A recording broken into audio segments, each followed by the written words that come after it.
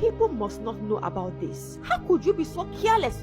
Of all mistakes, pregnancy should not be one.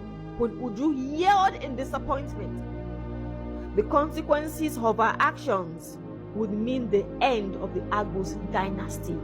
They must find a way to conceal her pregnancy from the eyes of anyone else. More secrets, and they are becoming heavier than the bags that carry them. 5 months and King Ikemba's belly began to swell. Questions flew around the kingdom. Has the king been sick? They asked themselves.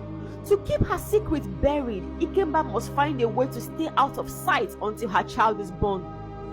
Queen Uju lied to the kingdom that the king would be away for 4 months to broker peace between their kingdom and their two greatest enemies.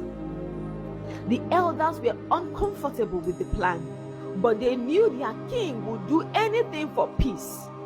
They even offered an elder to accompany the king, but Ikemba insisted to go with only her royal guards. The chief priest performed a traditional rite, and the villagers saw their king depart to a peace treaty. But the king had other plans. They snuck her back into the king's chambers in the dead of the night and forbade anyone from going close to the chambers. 4 months later, Umuturu expected the return of their king, but instead they heard their king has put to bed. How can the king be pregnant? Did the royal family lie to them about Ikemba's gender?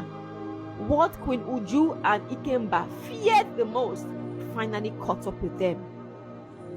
The elders would not let such atrocities go unpunished.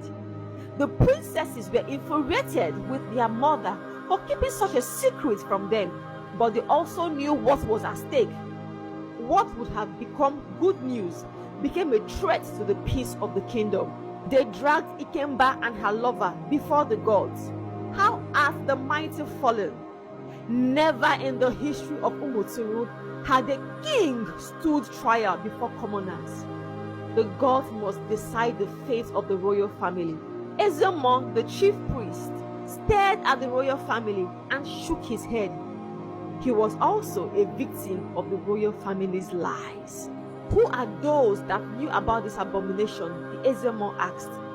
Queen Uju proudly took responsibility for her actions.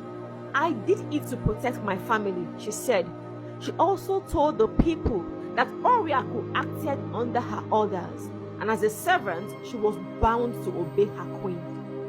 This is a desecration of the Agus name, and you have no excuse